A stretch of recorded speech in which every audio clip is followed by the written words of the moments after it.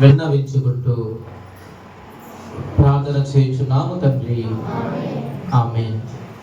చేరి వచ్చిన సంఘం అంతటికి క్రీస్తు నామమున వందనాలు, శుభాలు తెలియజేస్తున్నాను.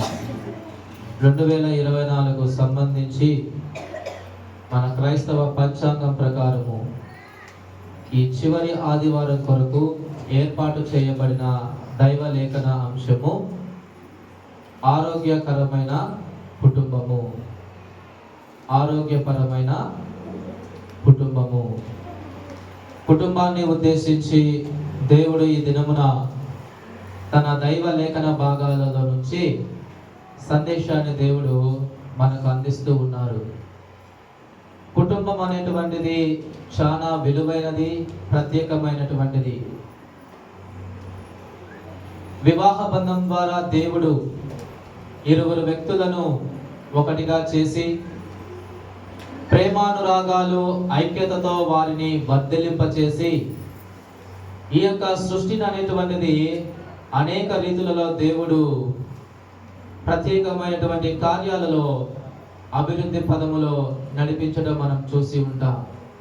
అయితే నేడు సమాజంలో ఉన్నటువంటి అనేకమైనటువంటి కుటుంబాలను గమనిస్తే ప్రతి ఒక్క కుటుంబం కూడా సమస్యలతోనూ అనేకమైనటువంటి పోరాటాలతోనూ విపత్కరమైనటువంటి చెప్పుకోలేనటువంటి బాధలతో అవి మునిగిపోయి ఉన్నాయి.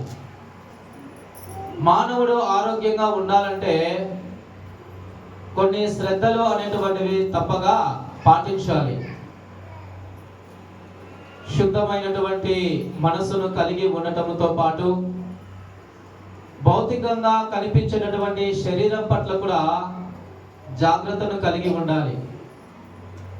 తినేటటువంటి ఆహార విషయం కావచ్చు, ధరించేటటువంటి వస్త్రాల విషయంలో కావచ్చు, చేసేటటువంటి పనుల విషయం కావచ్చు, ఇలాగా అన్నిటిలో శుద్ధత, పరిశుద్ధతను అలాగే స్వచ్ఛతను కలిగి ఉండటం ద్వారా ఆరోగ్యం అనేటువంటిది చాలా చక్కగా ఉంటుంది.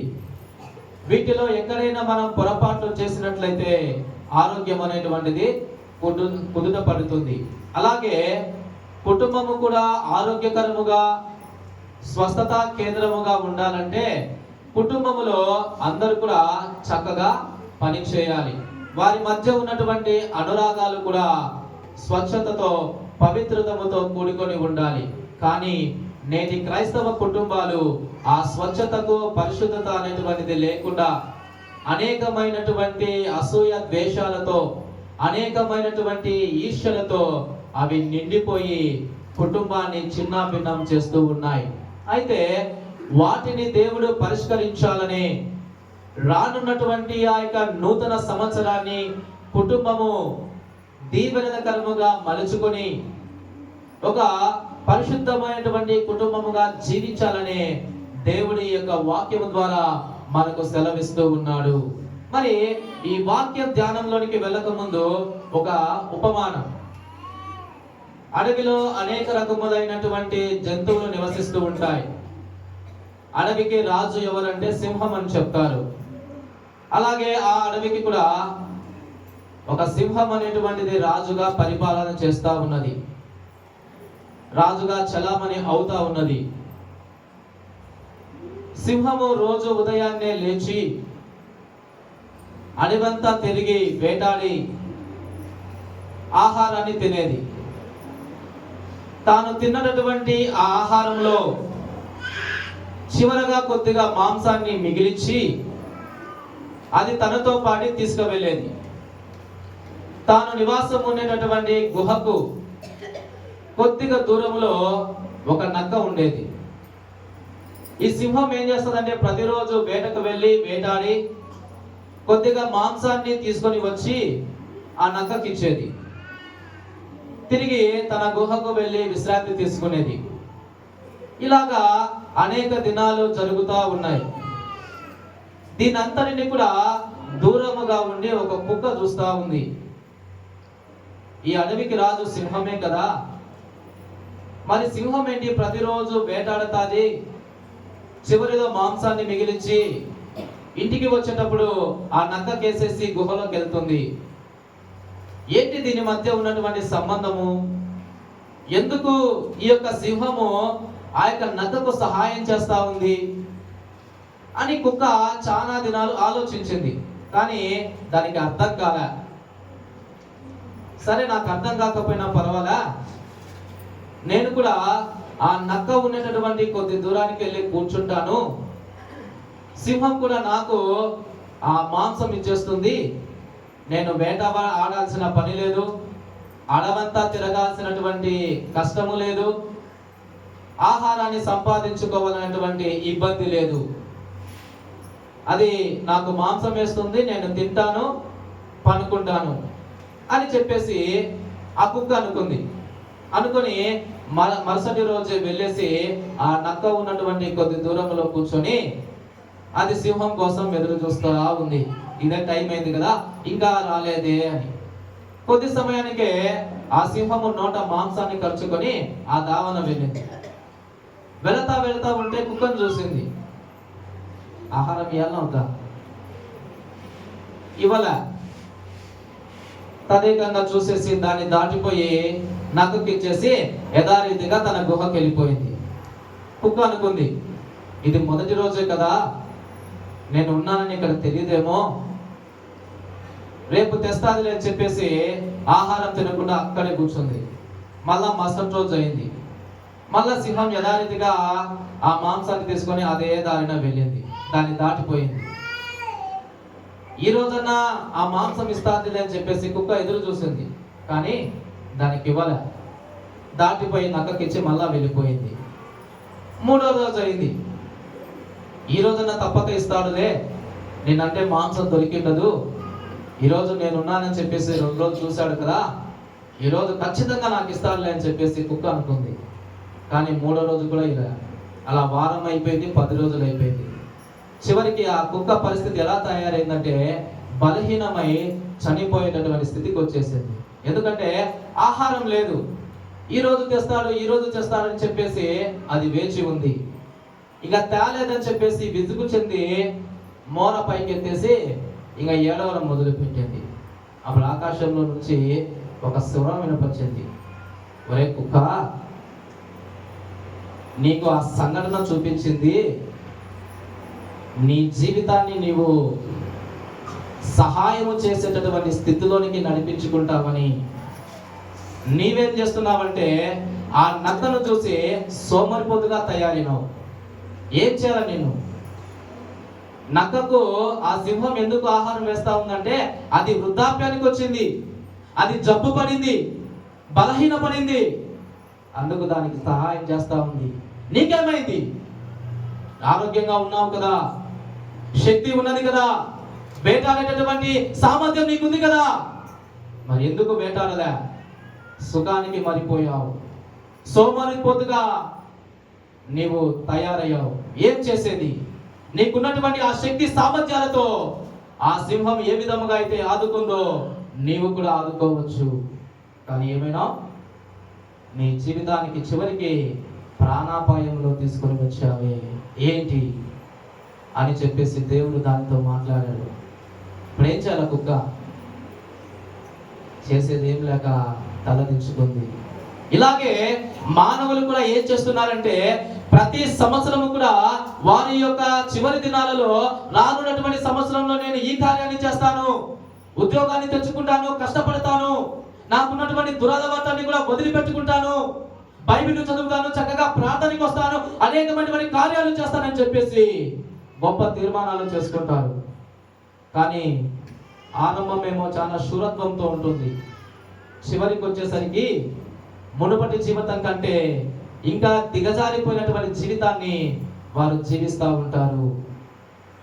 అయితే దేవుడు ఇక్కడ ఏమంటున్నారంటే ఈ 2024 సంవత్సరములో నీవేదైతే తప్పిదములు చేశావో, ఎక్కడైతే పొరపాట్లు చేశావో, ఎక్కడైతే నలిగిపోయావో, ఎక్కడైతే కింద పడిపోయావో, వాటన్నిటిలో నుంచి ఆ తప్పిదాలను సరిదిద్దుకొని నూతనమైనటువంటి సంవత్సరములో అడుగు పెట్టమని దేవుడు సెలవిస్తున్నాడు. ఆరోగ్యకరమైనటువంటి కుటుంబముగా మంచి వ్యక్తిగా నీవు జీవించాలనే దేవుడు ఈ సందేశాన్ని మనకు తెలియజేస్తా ఉన్నాడు. మరి మనము మనకు వచ్చినటువంటి అవకాశాలను సద్వినియోగపరుచుకుంటూ ఇతరులకు సహాయం చేసేటటువంటి స్థితిలోనికి రావాలి. ఇతరులను మోసపుచ్చి వారిని కించపరిచేటట్లు, వారి జీవితాన్ని దెబ్బతీసేటట్లు మనకు ఉండకూడదు. సోమరిపోతులాగా మిగిలిపోకూడదు. నీవంటూ కష్టము చేసి నీవంటూ సొంతంగా సంపాదించేటటువంటిది నీ హృదయంలో ఉండాలి. నీవు ఇతరులకు మేలు చేసేటటువంటి స్థితిలోనికి రావాలి. ఇంకా తల్లిదండ్రుల మీద ఆధారపడుతూ, ఇంకా ఇంట్లో ఉన్నటువంటి ఆస్తిపాస్తులు ఉన్నాయి కదా, మా యొక్క తాత ముత్తాతలు తరగనటువంటి ఆస్తులు ఇచ్చారు కదా అని చెప్పేసి వాటి మీద ఆధారపడటం కాదు. నీ యొక్క తల్లిదండ్రులు, దేవుడు నీకు శక్తి జ్ఞానాలను ఇచ్చాడు, ఆరోగ్యాన్ని ఇచ్చాడు. వాటిని నీవు పదిలపరుచుకుంటే నీ జీవితం అనేటువంటిది శ్రేష్టతరంగా ఉంటుంది. వాటి కోసం నీవు కృషి చేస్తే దేవుడు నూతనమైనటువంటి ఆశీర్వాదాలతో నింపి అనేక మందికి ప్రయోజకులుగా చేస్తాడు. మరి ఈనాడు దేవుని యొక్క లేఖన భాగాలను మనం చదివాం. ఆదికాండము 33వ అధ్యాయము 1 నుంచి 11 వచనాలు చదివాం. అక్కడ ఒక కుటుంబం ఉంది. ఎవరిది ఆ కుటుంబం అంటే ఇస్సాకు. ఏ కుటుంబం అమ్మా? అబ్రహాము కుటుంబమా, ఇస్సాకు కుటుంబమా? ఇస్సాకు రిబ్కమ్మ గారి యొక్క కుటుంబం. దేవుని యొక్క దయతో వారికి శ్రేష్టమైన వారికి గర్భఫలాన్ని ఇస్తారు. పెద్ద కుమారుని పేరు ఏసావు గారు, చిన్న ఆయన పేరు యాకోబు గారు. అయితే ఇక్కడ ఏం జరుగుతుందంటే, ఇస్సాకు గారు వృద్ధాప్యంలోనికి రావటం చేత తన చూపు మందగిలించింది. కానీ ఆనాటి కాలంలో తండ్రి దగ్గర ఉన్నటువంటి ఆ ఆశీర్వాదాలన్నీ కూడా జ్యేష్ఠ కుమారునికి ఇచ్చేటటువంటి వారు. ఇక్కడ రిబ్కమ్మ గారు తన చిన్న కుమారునికి విన్నటువంటి ప్రేమ చేత యాకోబు గారిని ఏసావు గారి లాగా సిద్ధపరిచి తండ్రి దగ్గరికి వెళ్ళి మోసపూరితముతో ఆ ఆశీర్వాదాలన్నీ యాకోబు పొందుకోవటం జరుగుతుంది. జరిగిన విషయమంతా ఏసావు తెలుసుకున్నప్పుడు ప్రాణ భీతి చేత యాకోబు గారు తన తల్లిదండ్రులను, సోదరుణ్ణి, పుట్టి పెరిగినటువంటి ప్రాంతాన్ని వదిలిపెట్టి మామ దగ్గరికి వెళ్ళిపోతారు. అయితే అక్కడ తాను కష్టం చేసుకొని జీవిస్తున్నా కానీ మామ ఏం చేస్తాడంటే తన యొక్క శ్రమనంతా కూడా దోచుకుంటాడు. కారణం ఏంటి? అతను మోసం చేశాడు కాబట్టి. అదే రకమైనటువంటి మోసపరమైన స్థితిని యాకోబు గారు ఎదుర్కొంటారు. కొన్ని దినములైన తర్వాత, కొన్ని దినాలు కాదు, కొన్ని సంవత్సరాలైన తర్వాత, దాదాపు 20 సంవత్సరాలు ఆయన ఏం చేస్తారంటే తన యొక్క రక్త సంబంధి అయినటువంటి ఏసావు గారి మీద ఆలోచన మొదలవుతుంది. తన యొక్క సోదరునికి ఆయన చేసినటువంటి ద్రోహం ఏమిటో ఆయన మనసున జ్ఞాపకం చేసుకుంటాడు. నా యొక్క కుయుక్తి చేత, నాకున్నటువంటి మోసకరమైనటువంటి ఆలోచన చేత నేను నా అన్నను మోసగించానే, అతని యొక్క జీవితాన్ని దెబ్బతీశానే, అతను పొందుకోవాల్సిన ఆశీర్వాదాలన్నీ నేను పొందుకొని అతనిని ఇబ్బందుల పాలు చేశానే, మరణమయ్యేటట్లు అతని యొక్క జీవితాన్ని దిగజార్చానే అని చెప్పేసి ఆలోచించుకున్నాడు. అయితే ఆ సమయమున యాకోబు గారు దేవుని యొక్క సన్నిధానములో మోకరించి తాను ఏ రకమైనటువంటి పాపము చేశాడో ఆ పాపాన్ని సరిదిద్దుకోవాలని చెప్పేసి ఆశపడ్డాడు. ఆ సమయంలో దేవుని సన్నిధానంలో ఆయన మోకరించి ప్రార్థన చేస్తున్నప్పుడు దేవుడు ఆయనకున్నటువంటి యాకోబు అనేటటువంటి పేరుని తీసి ఇశ్రాయేలు అని పెడతాడు. యాకోబు అంటే అర్థం ఏంటో మనకు తెలుసు, మోసగాడు అని. ఆ మోసపూరితమైనటువంటి జీవితాన్ని ఆ యాకోబు గారు ఏం చేస్తున్నారంటే సరిదిద్దుకోవాలనుకుంటున్నారు.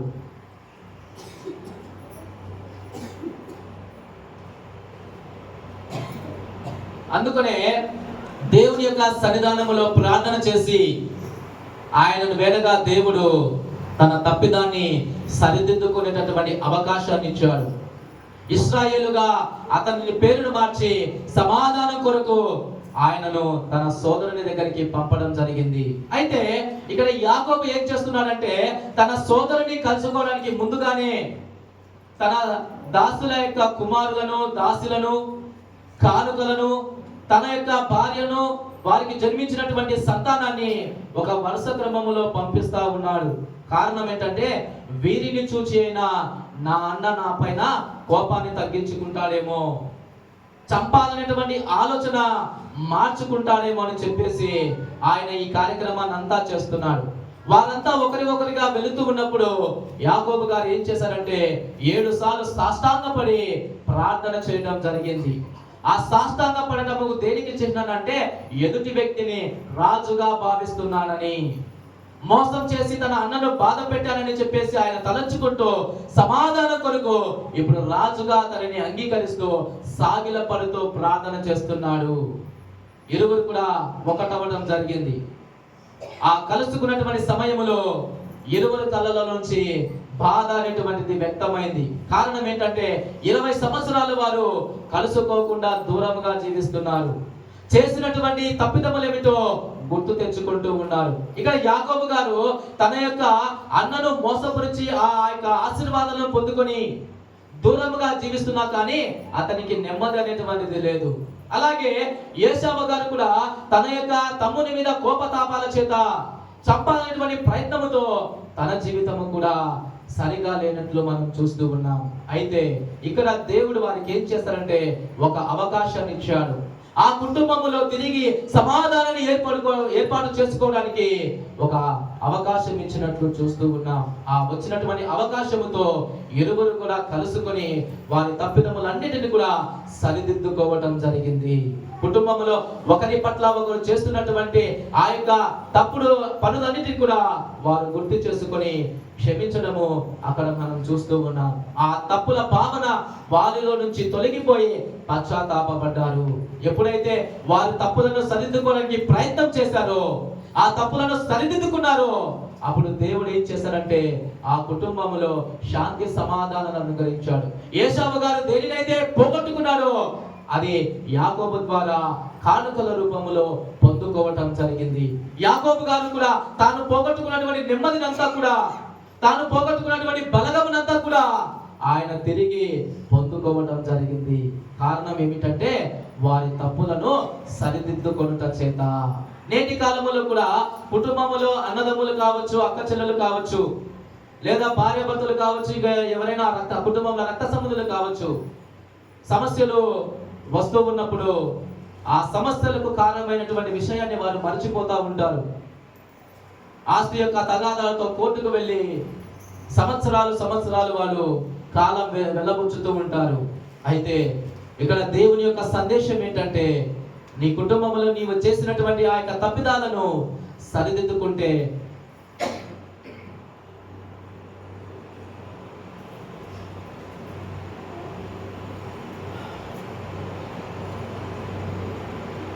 నూతనమైనటువంటి ఆశీర్వాదాలు, సమాధానముతో కూడినటువంటి అనుభవాలు, పరిస్థితులను నీవు చూడవచ్చు. యాకోబు గారు అలాగే యేసేపు గారు ఆ యొక్క సరిదిద్దుకునేటువంటి విషయములో చక్కని ప్రణాళికను అనుగ్రహించారు కాబట్టి ఆ విడిపోయినటువంటి కుటుంబాలు ఒకటవడం జరిగింది. ఐక్య కుటుంబముగా వర్ధిల్లింది. దేవుని యొక్క కృపతో వారు మనకు సాక్ష్యాలుగా నివసిస్తున్నారు. మరి మన కుటుంబములో మనకున్నటువంటి కుయుక్తి చేత, మనకున్నటువంటి ఆ యొక్క అతిమీరినటువంటి తెలివి చేత ఎదుటి వారిని గాయపరిచామా, వారి యొక్క జీవితాన్ని దెబ్బతీసామా, వారిని ఇరుగు ఇబ్బందులలో పెట్టామా అనేటటువంటిది ఆలోచించాలి. ఈనాడు అనేకమైనటువంటి కుటుంబాలలో సమస్యలు రావడానికి గల కారణం ఏంటంటే ఈ సరిదిద్దుకునేటటువంటి భావన లేకపోవటం చేతనే. అది ఎప్పుడైతే నీవు సరిదిద్దుకుంటావో నీ జీవితంలో ఏమవుతుందంటే సమాధానం అనేటువంటిది నెలకొల్పుతుంది. మానవుని జీవితంలో ఉన్నటువంటి గొప్ప ఆ లోపం ఏంటంటే మన జీవితంలో ఉన్నటువంటి చీకటి కానీ లోపాలు కానీ సరిదిద్దుకోము. ఎప్పుడు ఎదుటి వారికి ఏం జరుగుతుందా అని చెప్పేసి ఆలోచన చేస్తూ ఉంటాం. వాడు పని చేయలేదే, వీడిలా ఉన్నారని చెప్పేసి రకరకాలైనటువంటి ఆలోచనతో మన జీవితాన్ని వెళ్ళబుచ్చుతూ ఉంటాం. అందుకనే సమస్యలు అనేటువంటివి మనల్ని వెంటాడుతూ ఉంటాయి. అయితే ఎప్పుడైతే నీ జీవితాన్ని నీవు పరిశీలించుకుంటావో, నీ జీవితంలో ఎదుటి వారికి ఏదైనా అపకారం చేసి ఆ తప్పులను సరిదిద్దుకుంటావో, అపాయకరమైనటువంటి పనులు కానీ, చేష్టలు కానీ, మాటలు కానీ మనలో ఉంటే వాటిని తొలగించుకుంటాము. ఎదుటి వారి పట్ల నీవు చేసినటువంటి ఆ యొక్క తప్పిదాలను నీవు పశ్చాత్తాపడతావో అప్పుడు దేవుడు కూడా సమాధానముతో కూడినటువంటి ఆ ఆనందాన్ని మనకు అనుగ్రహిస్తాడు. కఠినమైన ఘోరమైనటువంటి పాపాన్ని చేసినటువంటి యాకోబులు, యేసావు గారులే ఆ సమాధానాన్ని పొందుకున్నారు సరిదిద్దుకొని. మరి మానవులమైనటువంటి మనమెంత? మరి మనము కూడా మన కుటుంబ ఎడల కానీ, పొరుగు వారి ఎడల కానీ, ఎవరి పట్ల అయినా కానీ అమానుషంగా కానీ, కర్కశంగా కానీ ప్రవర్తించి ఉంటే వాటిని సరిదిద్దుకోవాలి. అప్పుడు దేవుడు సమాధానాన్ని మనకు అందిస్తాడు. ఇక రెండవది ఏమిటి అంటే బుద్ధి తెచ్చుకొనుట. మొదటిదేమో సరిదిద్దుకొనుట, రెండవదేమో బుద్ధి తెచ్చుకొనుట. మీరు కూడా వింటున్నారా? సంతోషం. లూకా సువార్తను చదివాం, 15వ అధ్యాయము 11 నుంచి 24వ వచనం వరకు చదివా. ఇక్కడ ఉన్నటువంటి ఉపమానము మనందరికీ కూడా కంటతే. ఎందుకంటే అనేక వాళ్ళు ఈ ప్రసంగాన్ని గురించి విని ఉంటాం. తండ్రి, 2 కుమారులు ఉంటారు. అక్కడ తప్పిపోయింది ఎవరు? ఏ కుమారుడు అండి? ఏ కుమారుడు? చిన్న కుమారుడా? ఏం చేశాడు? డబ్బునంతా కూడా తీసుకువెళ్ళి పట్టణానికి వెళ్ళి అనేకమైనటువంటి చెడ్డ పనులు చేశాడు. అందుకు చిన్న కుమారుడు తప్పిపోయాడు, పాపి. పెద్ద కుమారుడు ఏం చేయలేదా?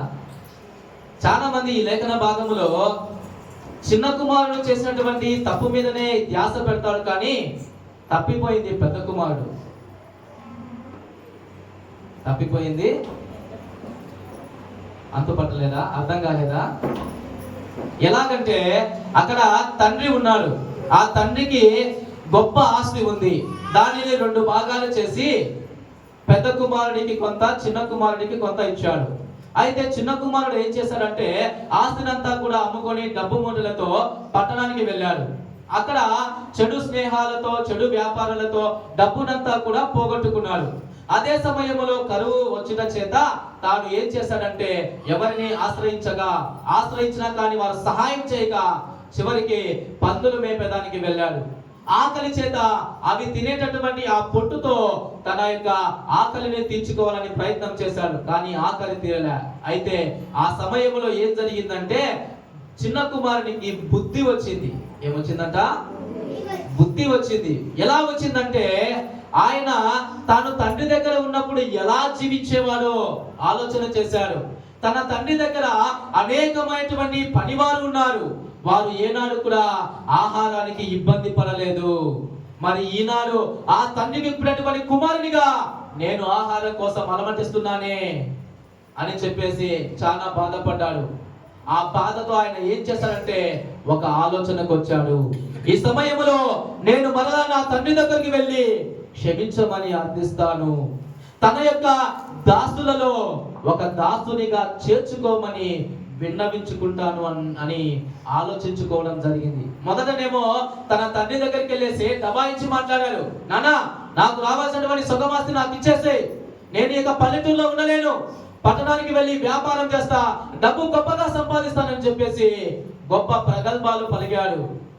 కానీ చివరికి దానినంతా కూడా పోగొట్టుకున్నాడు. అయితే బుద్ధి తెచ్చుకున్నాడు. తండ్రి దగ్గర ఉంటేనే క్షేమము అని, పెద్దల యొక్క అదుపులో ఉంటేనే తనకు భద్రత అని ఆ బుద్ధి వచ్చేటప్పుడు తండ్రి దగ్గరికి వచ్చేసి క్షమాపణ అడుగుతాడు. తండ్రి, నేను చేసింది తప్పేనయ్యా, నన్ను మన్నించండి, దయచేసి ఈ సమయంలో నాకు మళ్ళా ఆస్తి నేను అడగను, అయితే నీ దాసులలో ఒక దాసునిగా చేర్చుకోండియా, పనివానిగా చేర్చుకోండియా, కష్టించి పని చేస్తానని చెప్పేసి ఆ బిడ్డ బుద్ధి వచ్చేటప్పుడు ఆ ఆలోచన కలిగి ఉన్నాడు. తండ్రి కూడా ఆ యొక్క ఆలోచన, ఆ యొక్క మార్పు రావాలని పరితపించి ఎదురు చూస్తా ఉన్నాడు. తన ఎదురు చూపుకు ఆ రోజున కళ అనేటువంటిది నెరవేరింది. తన కుమారులో వచ్చినటువంటి ఆ పశ్చాత్తాప భావన, సరిదిద్దుకున్నటువంటి జీవితము, మారినటువంటి మంచి జీవితాన్ని చూసి తండ్రి ఎంతగానో సంతోషించాడు. తన పని వారిని, బంధువులందరినీ కూడా పిలిపించి గొప్ప విందు చేసుకున్నాడు. కారణం ఏంటంటే నా చిన్న కుమారుడు తప్పిపోయాడయ్యా, మరలా దొరికాడు, తప్పు చేశాడయ్యా, సరిదిద్దుకున్నాడు, మార్పు చెందాడు, మంచిగాడిగా మారాడని చెప్పేసి ఆయన గొప్ప ఆనందంతో ఉన్నాడు. అయితే ఆ వేడుకలు జరుగుతూ ఉన్నప్పుడు పెద్ద కుమారుడు పన్నీరు చేసి ఇంటికి వచ్చాడు. జరుగుతున్నటువంటి ఆ యొక్క ఆనంద వేడుకలను చూసి అడిగి తెలుసుకున్నాడు. తెలుసుకున్న తర్వాత ఇంటిలోనికి వెళ్లకుండా ఇంటి బయటే ఉన్నాడు.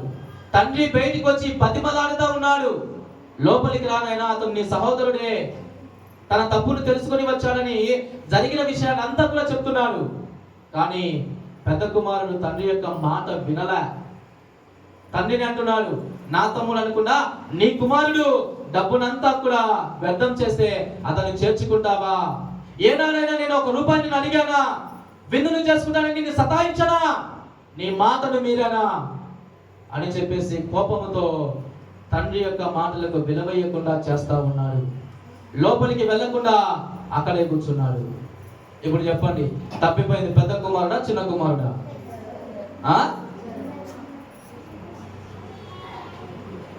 వాక్యం అంతా వింటా ఉన్నారు, కానీ ఎవరు తప్పు చేసిందో చెప్పలేకపోతున్నారు. పెద్ద కుమారుడా చిన్న కుమారుడా?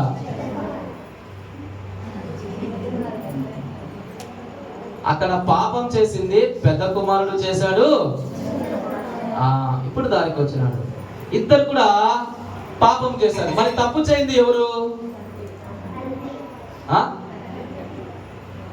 తప్పు చేయింది ఎవరంటే తండ్రి. వారి పట్ల కనికరాన్ని చూపుతూ ఎదురు చూస్తా ఉన్నాడు. ఏదో ఒక రోజు పెద్ద కుమారుడు కూడా తన తప్పును తెలుసుకొని తండ్రి దగ్గరికి వెళ్ళి క్షమాపణ పెడతారు.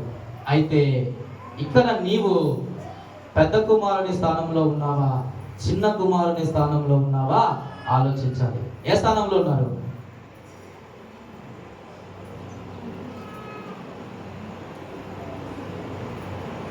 పెద్ద కుమారులోనా చిన్న కుమారులోనా? పెద్ద కుమారుని యొక్క భావన ఏంటంటే, నేను నీ మాటను ఎప్పుడు జవదాటలే, నేను మంచివానని చెప్పేసి స్వార్థంగా ఆలోచిస్తున్నాడు. తన యొక్క తమ్ముడు రావడం చేత తనకున్నటువంటి ఆస్తి అంతా ఎక్కడ పోతుందో అని చెప్పేసి భయపడుతున్నాడు, అసూయ చెందుతున్నాడు, కోపగించుకుంటా ఉన్నాడు. అయితే అతను ఎవరికి సూచన అంటే శాస్త్రులకు పరిచయులకు సూచన. వాళ్ళు ఏంటంటే, యెహోవా దేవుడు మాకు మాత్రమే దేవుడు, మేము మాత్రమే ఆయనకు బిడ్డలము, మాకు మాత్రమే ఆయన దీవెనలు చెందాలని చెప్పేసి స్వార్థంగా ఆలోచించేవారు.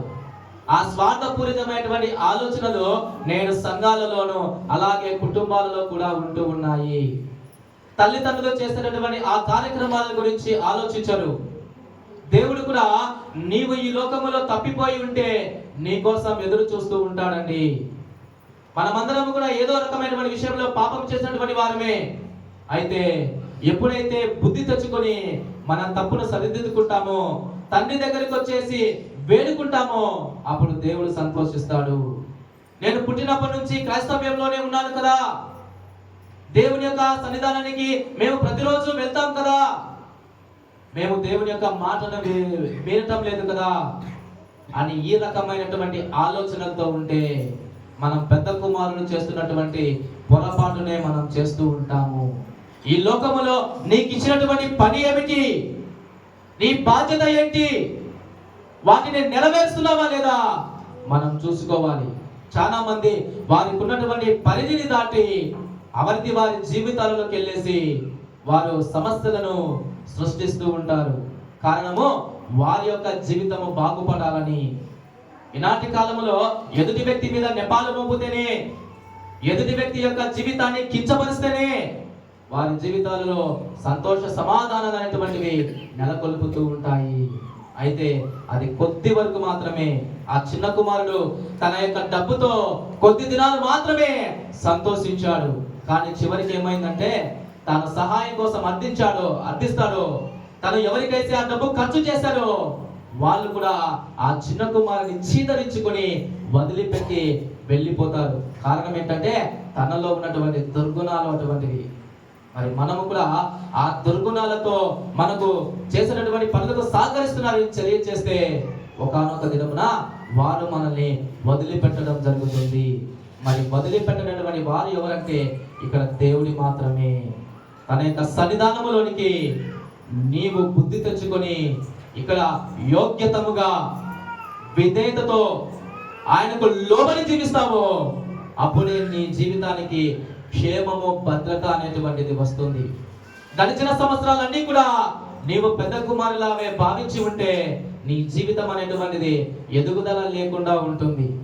కష్టపడుతూ ఉంటావు, దాని యొక్క ప్రయోజనం అనేటువంటిది నీవు రుచి చూడకుండా అనుభవించకుండా ఉంటావు. కారణం ఏంటంటే లోపల పుల్లు కృతంతాలు పెట్టుకున్నట చేతనే. మరి ఎప్పుడైతే ఈ సంవత్సరమైనా నీవు చేసినటువంటి ఆ తప్పిదములన్నీ కూడా వదిలిపెట్టి పశ్చాత్తాపపడతావో, దేవుని యొక్క సన్నిధానానికి వచ్చి తండ్రి ఇంతవరకు నేను చేసినటువంటి పాపాలను క్షమించండి, నన్ను విముక్తిని చేయండి, నాకు బుద్ధి వచ్చిందయ్యా, మార్పు చెందుతున్నాను నాయనా అనేటటువంటి భావనతో ఆలోచనతో నీవు వస్తే ఆ తండ్రి ఆ చిన్న కుమారుని చేర్చుకునేటట్లుగా చేర్చుకుంటాడు. మరి దేవుడు అవకాశాన్ని ఇస్తూ ఉన్నాడు, ఇప్పుడైనా బుద్ధి తెచ్చుకుంటావని.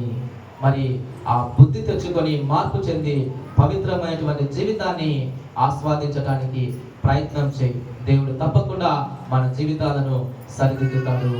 మొదటిదేమో సరిదిద్దుతాడు, రెండవదేమో బుద్ధి తెచ్చుకునుట. ఇక మూడవది ఏమిటి అంటే దయ చూపుట. మూడవది దయ చూపుట. ఎఫెసీయులకు రాసిన పత్రిక 6వ అధ్యాయము 1 నుంచి 9 వచనాలు చదివాం. అక్కడ తల్లిదండ్రులు పిల్లల పట్ల చేయవలసినటువంటి కార్యాలను గురించి, పిల్లలు తల్లిదండ్రులకు విధేయత విషయాన్ని గురించి తెలియజేస్తా ఉన్నాడు. ఈనాటి కాలంలో తల్లిదండ్రులకు బిడ్డలకు వైరాగ్యం అనేటువంటిది ఏర్పడుతూ ఉన్నది.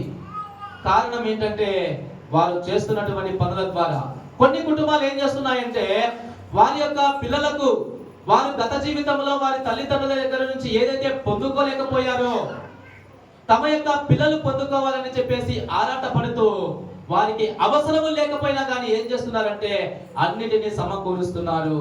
కానీ తల్లిదండ్రులు చేయవలసినటువంటి పని ఏమిటి అంటే మీ పిల్లలను గద్దించాలి, శిక్షించాలి. నిజంగా మీ పిల్లలను గద్దిస్తున్నారా, శిక్షిస్తున్నారా? ఒకసారి ఆలోచించాలి. మీ తల్లిదండ్రులు ఎప్పుడైనా కొట్టారా మిమ్మల్ని?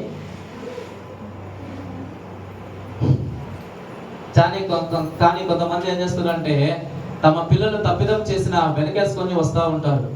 వాళ్ళని గద్దించరు, వాళ్ళని శిక్షించరు. ఇప్పుడు మన బట్టలు ఉన్నాయి, వాటిని మాసిపోతే సర్ఫ్లో నానబెట్టి ఏం చేస్తారమ్మా? కుసుముతారా? ఉతుకుతారు. అప్పుడు ఏమైతుంది? ఆ మురికంతా కూడా వెళ్ళిపోతుంది.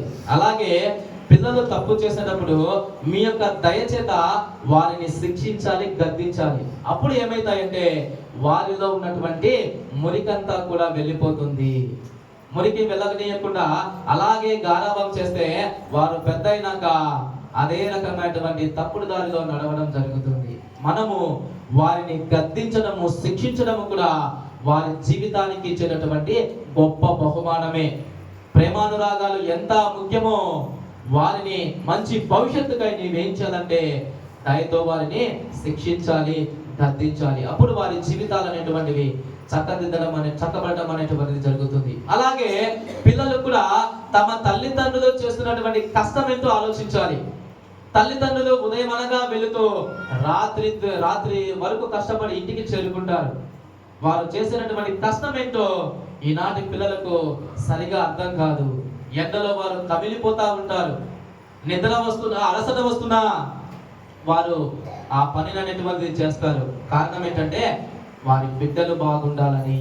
అయితే మీరు ఏం చేయాలంటే వారు చేస్తున్నటువంటి ఆ కష్టాన్ని చూస్తే మీ జీవితం అనేటువంటిది బాగుపడుతుంది. వారి పట్ల ప్రేమతో, గౌరవంతో జీవించడం నేర్చుకోవాలి.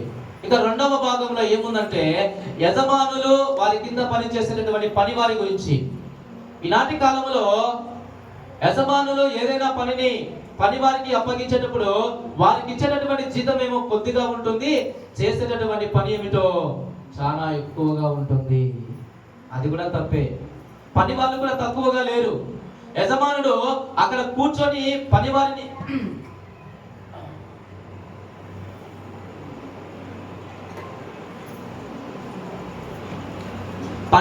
గమనిస్తా ఉంటే అక్కడ ఉన్నటువంటి పనివారు నా అంత పనివాడు లేడు, యజమానుడు నన్నే మెచ్చుకోవాలని చెప్పేసి చాలా కష్టం పని చేస్తాడు.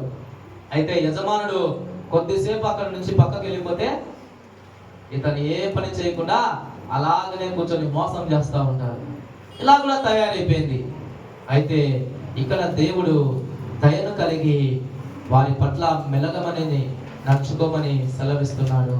అది చేయడం ద్వారా మన జీవితాలకే ఎంతో ఆశీర్వాదకరముగా ఉంటుంది. అన్న సినిమాలు చూస్తారు కదా, చూడరా? సరే, ప్రభాస్ హీరో తెలుసు కదా.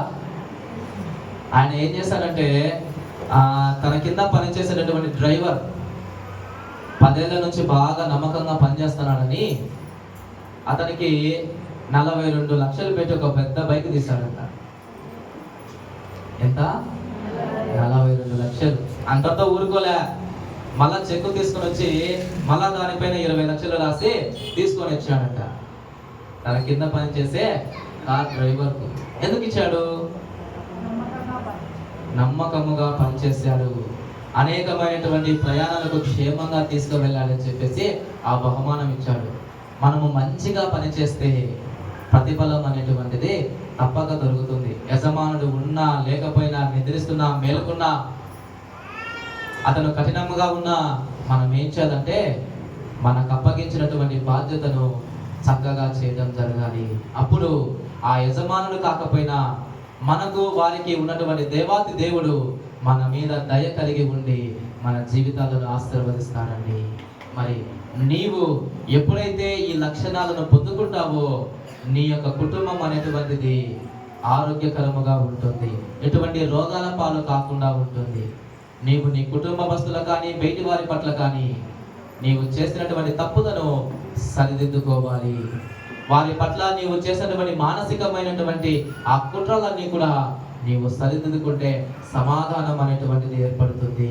అలాగే చేసినటువంటి తప్పుల నుంచి నీవు విముక్తి పొంది బుద్ధి తెచ్చుకొని క్షమాపణ పెడతావో, పశ్చాత్తాప పొందుతావో, అప్పుడు నీ జీవితానికి, నీ యొక్క కుటుంబానికి రక్షణ అనేటువంటిది ఉంటుంది. చివరిగా మనం చేసినటువంటి పనులలో నాణ్యతను కలిగి వాటిని శ్రద్ధతో చేయడం ద్వారా దేవుని యొక్క దయ పొందుకుంటాం. అటువంటి ఆశీర్వాదం కృప దేవుడు మనందరికీ అనుగ్రహించునుగాక. ఆమె ప్రార్థించుదుము. దయ కలిగినటువంటి గొప్ప దేవ, మీకే వందనాలు స్తుతులు నాయనా. విన్న ఈ వాక్యాన్ని నీ బిడ్డల జీవితంలో పదిలపరచండియా. వారికి కావలసినటువంటి